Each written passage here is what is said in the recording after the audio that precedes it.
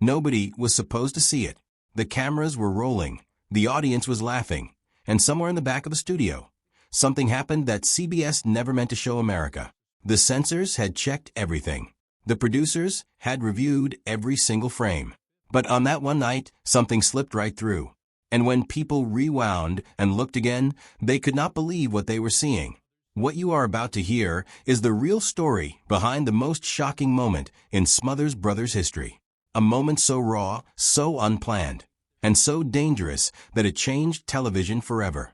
And the crazy part? Nobody at CBS even knew it happened until it was too late. But before we get to that moment, you need to understand who these brothers really were. Because this story does not start in a TV studio.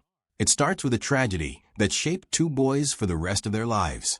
Their father was Major Thomas B. Smothers Jr., a decorated Army officer. When Japan invaded the Philippines in 1941, Major Smothers was serving there. His wife Ruth and their young sons were sent away to safety. But the Major stayed behind. He was captured.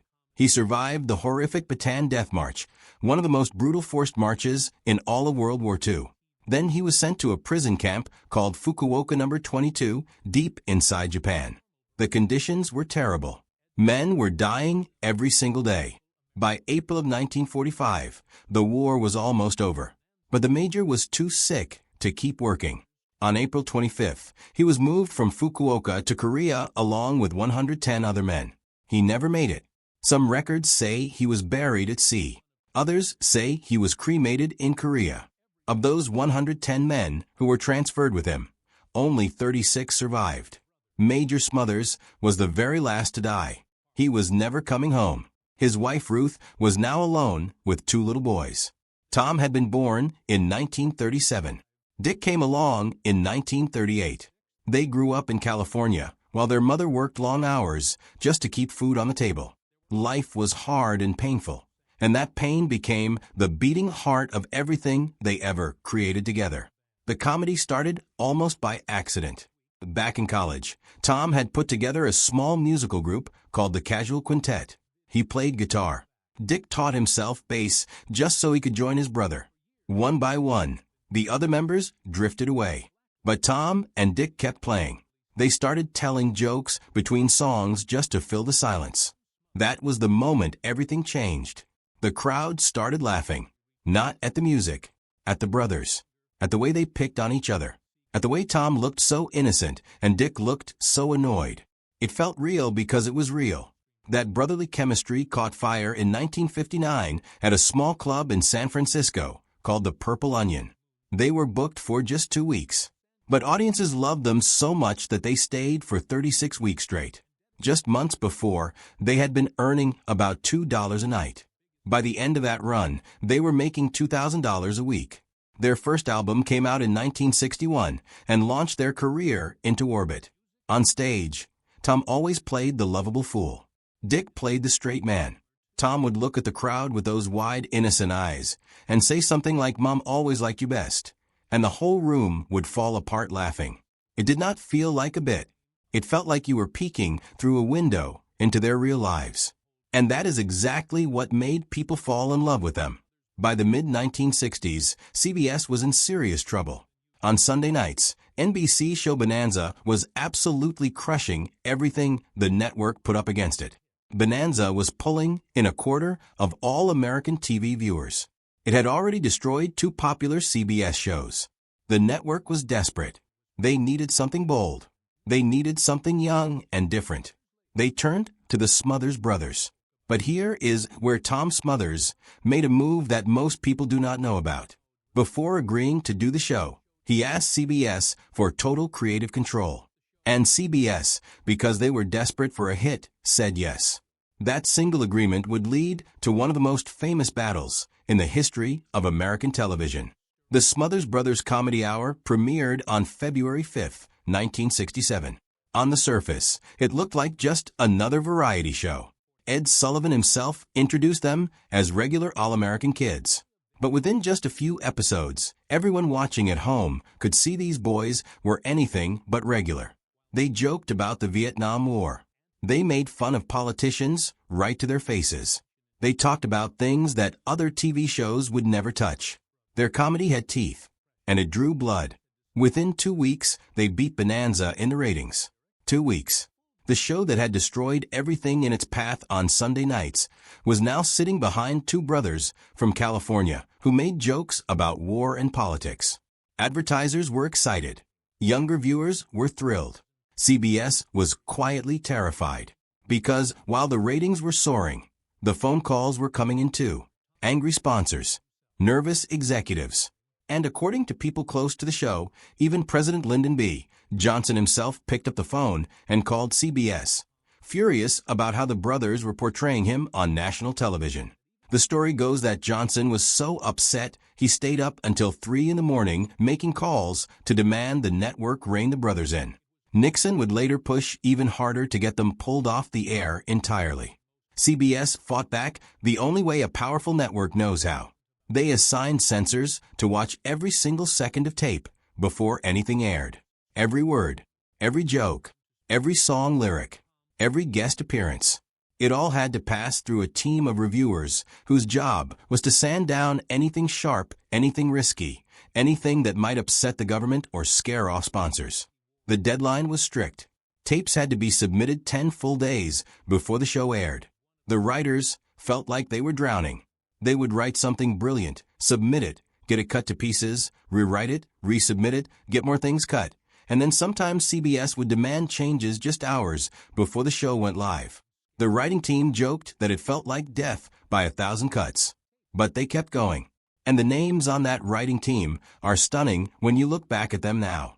Steve Martin, Rob Reiner, Lorne Michaels. These were young writers who were just starting out, learning their craft in the chaos of the Smothers Brothers show. Their work there shaped everything that came after, from Saturday Night Live to All in the Family to the Mary Tyler Moore Show. Tom Smothers refused to give in quietly. He turned censorship itself into comedy. He created a sketch where he played a network censor chopping up scripts with giant scissors, cutting performers off mid-sentence, leaving nothing but total silence on screen. The message was clear. But CBS did not see the humor. They refused to air the sketch. Internal memos from the network said the skit was too damaging to their image. Even making fun of censorship was now being censored. And then came the guests. The Smothers Brothers invited people onto their stage that no other show in America would touch. Pete Seeger had been banned from television for nearly 17 years because of his anti-war views. Tom brought him on anyway and let him sing. CBS cut the performance before it aired the first time around. But Tom went straight to the press and told the whole story. The public was furious. The backlash was so intense that CBS was forced to let Seeger come back. On February 25, 1968, millions of Americans finally watched him perform the song uncensored. It was the first time a blacklisted artist had stood on national television and directly called out a sitting president.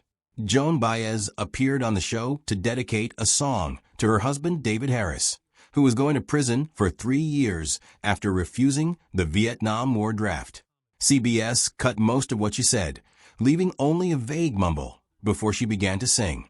Harry Belafonte performed a powerful piece, while footage of police beating anti-war protesters at the Democratic National Convention played in the background. CBS pulled the entire segment.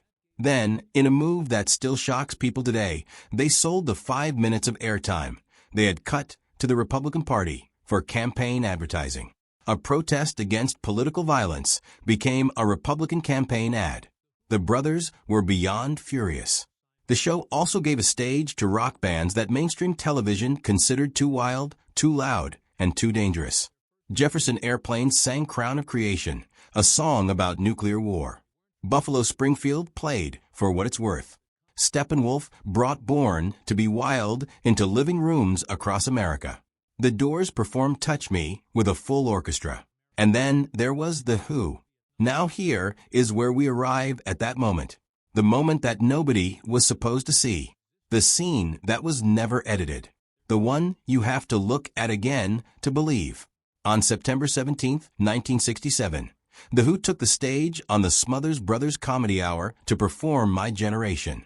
Drummer Keith Moon had a plan that not one single person in that building knew about. Not his bandmates. Not the producers. Not the directors. Nobody.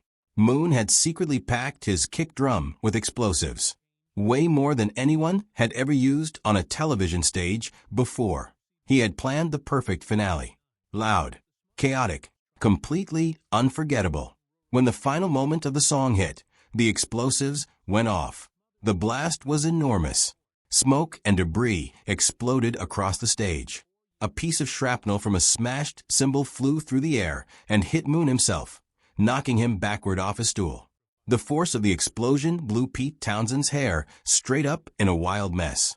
The crowd went completely silent before erupting into screaming. In that frozen moment of chaos and smoke, something happened in the background that the cameras were never supposed to catch. CBS had reviewed the tape. The producers had checked the performance.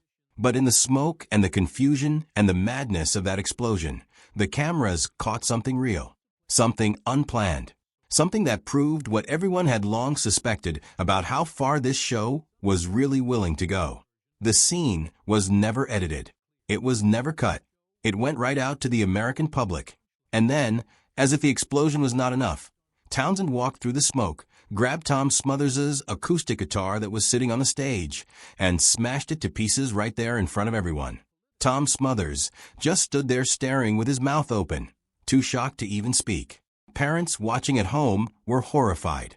Kids watching at home thought it was the greatest thing they had ever seen in their lives.